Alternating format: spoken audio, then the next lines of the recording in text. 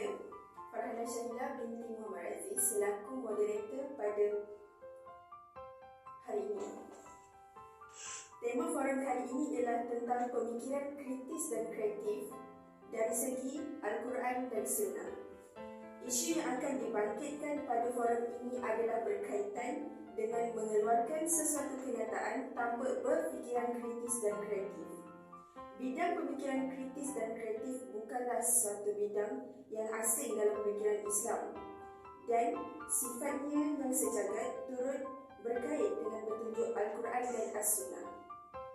Oleh itu, pada forum kali ini, kita akan membincangkan pemikiran kritis dan kreatif dari sudut pandangan Al-Quran dan As-Sunnah bagi mereka yang mengeluarkan pandangan kenyataan tanpa berfikiran kritis dan kreatif.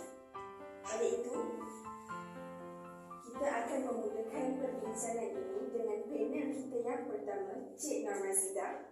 Bolehkah anda berkongsi tentang perkara ini menurut pandangan anda? Terima kasih kepada saudari moderator atas soalan yang diajukan. Sebelum saya mengulas isu ini dengan lebih panjang, ingin saya terangkan bahawa pemikiran kritis boleh diartikan sebagai satu bentuk pemikiran yang menyelidik, mengkaji, memeriksa, mengkritik dan tidak hanya menerima sesuatu dengan mudah tanpa mengkaji sesuatu itu dengan terlebih dahulu. Islam juga menitik beratkan tentang berfikir secara kritis dan kreatif kepada penganutnya. Tuntutan berfikir ini banyak dilihat melalui ayat Al-Quran dan juga hadis. Bahkan, kita dapat lihat melalui ayat Al-Quran yang pertama diwahyukan kepada Rasulullah SAW di dalam surah Al-Alaq ayat yang pertama yang bermaksud, bacalah wahai Muhammad dengan nama Tuhanmu yang menciptakan sekalian makhluk. Jelaslah ayat ini merupakan satu tuntutan membaca dan membaca ini mempunyai kaitan rapat dengan fungsi akal untuk berfikir kritis dan mengambil ibrah dan aplikasikannya di dalam kehidupan kita sebagai seorang muslim. Sejak belakangan ini, kita dikejutkan dengan pelbagai kenyataan kontroversi yang dikeluarkan oleh pasangan individu sehingga menimbulkan pelbagai kecaman, mungkin kekeliruan kepada orang-orang yang cetek ilmu agamanya. Sedangkan salah satu kenyataan yang dikeluarkan oleh pasangan tersebut ialah dayus seorang suami membiarkan doktor lelaki untuk melihat bawah tempat rahsia isterinya, sedangkan banyak sudut yang perlu kita ambil kira dan kita perlu kaji dan selidik melalui Al-Quran, hadis dan sebagainya sebelum kita mengeluarkan sesuatu hukum ataupun fatwa. Dapat kita lihat ya daripada isu ini. Inilah yang boleh dikatakan apabila akal ini telah dimanipulasi dan dieksploitasikan secara sembarangan dan membuta tuli, sehingga mereka ini boleh mengeluarkan hukum dan fatwa tanpa Al-Quran dan As-Sunnah sebagai rujukan yang utama. Saya petik lagi satu hadis daripada Malik. Sesungguhnya Rasulullah SAW telah bersabda, aku tinggalkan kepada kalian dua perkara yang kalian tidak akan pernah sesat selamanya selagi berpegang teguh dengan kedua-duanya, yaitu Al-Quran dan juga Sunnah Nabi-Nya. Jelaslah bahawa pemikiran kita perlulah berlandaskan Al-Quran dan juga Sunnah Nabi-Nya.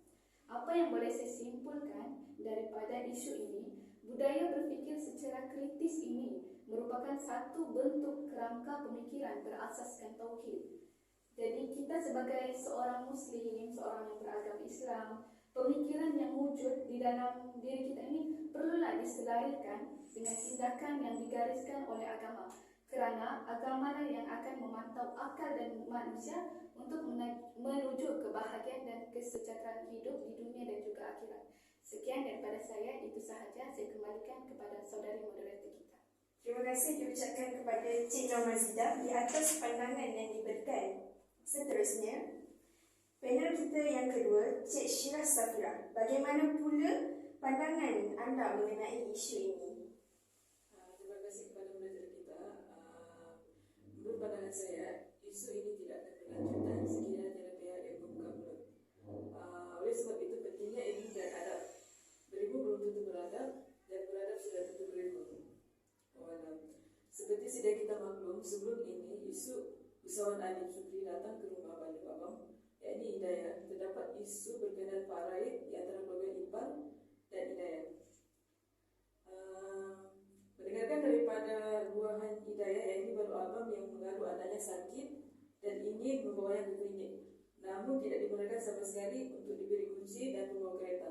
Dan ini menunjukkan sikap yang tidak relevan jika sekalipun kendaraan tersebut termasuk dalam urusan pembagian malai. Sebagaimana aset yang lain juga, pasti di kalangan ahli lain yang mengeluarkan bantuan. Dan berkaitan situasi berkenaan usaha Nadif Syukri datang memberi bantuan ke rumah hidayah, bagi saya bantuan tersebut tidak salah sama sekali. Cuma situasi saja yang salah, kerana beliau cuba menubuat hidayah berkenaan masalah yang dihadapi secara lain. Dan ini memerlukan keadaan antara puan hidayah dan keluarga ipar, yang sememangnya ada konflik antara mereka berkenaan isu proyek ini. Saya mengutip satu hadis riwayat Al-Bukhari, yakni Imam Nawawi menyebut, adapun maksud silaturahim ia adalah berbuat baik kepada kaum kerabat sesuai dengan keadaan yang hendak menghubungkan dan keadaan yang orang yang hendak dihubungkan. Terkadang dalam bentuk kebaikan harta, terkadang dengan beri bantuan tenaga, terkadang dengan mengunjunginya, dengan beri salam dan sebagainya.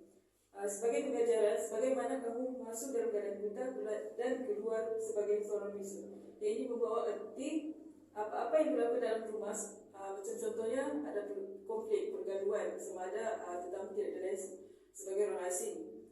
Oleh itu kita tidak sepatutnya menyebarkan keadaan yang sebegitu, dan ini akan menyebabkan bagi mengalahkan terjadi yang tidak diingini. Itu saja daripada saya. Terima kasih kepada mereka kita.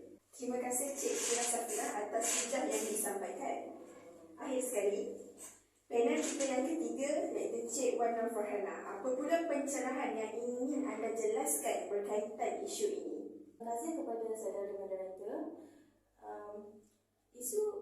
Isu semasa yang berkaitan dengan agama Islam, kita dah dapat dengar dan lihat yang panel-panel kita yang pertama telah menjelaskan dari segi sektor pendidikan, iaitu pasangan yang dikenal sebagai ustaz dan ustazah.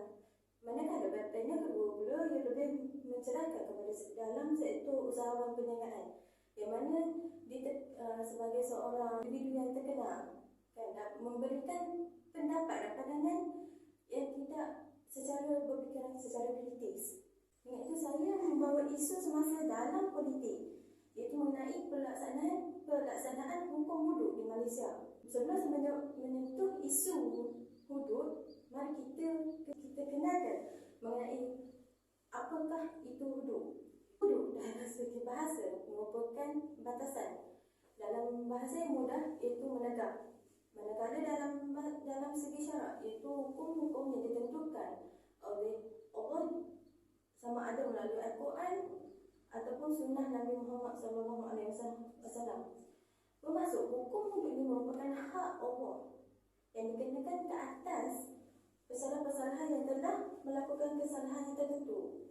Dalam hudud terdapat 7 jenis kesalahan, iaitu zina, qazaf, iaitu menuduh zina, mencuri, merompak, minum arak, murtad dan mungkar. Selain itu, hudud juga merujuk kepada larangan membunuh ataupun menumpahkan darah. Isu hudud dia timbul sekitar tahun 2019 apabila salah satu parti politik menyuarakan untuk melaksanakan hukum hudud di Malaysia. Seperti mana kita dapat lihat dalam negara Brunei, di mana mereka telah melaksanakan hukum hudud secara berjayanya. Dalam negara Brunei, masyarakat di sana menerima hukum hudud dengan baik. Manakala untuk melaksanakan hukum hudud di Malaysia, terdapat banyak pencegahan. Untuk melaksanakan hukuman hudud di Malaysia, terdapat banyak pencegahan untuk sebelum dilaksanakan. Sepertinya pencegahan pertama ialah kita dalam Malaysia kita mengikut Parlimen Undang-Undang. Yang kedua iaitu pencegahan politik. Terdapat politik-politik yang bukan Islam di mana mereka tidak mahu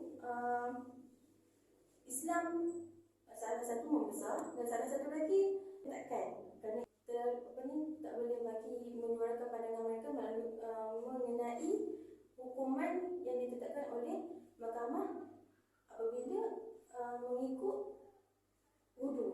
Dan ketiga, pencegahan masyarakat.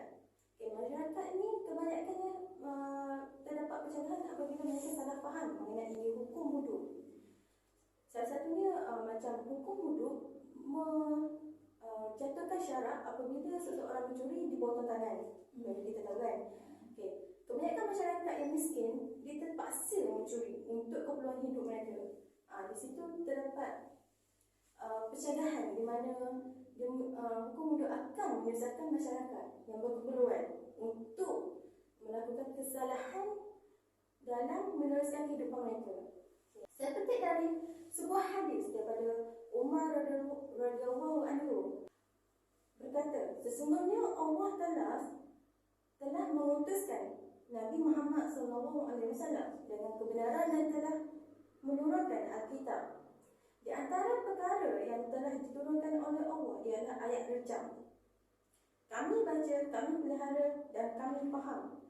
Apabila Rasulullah SAW merejam, kami juga merejam selepas ketiadaannya. Namun, aku bimbang setelah berlalu masa akan ada berkata, kami tidak jumpa ayat rejam dalam kitabullah.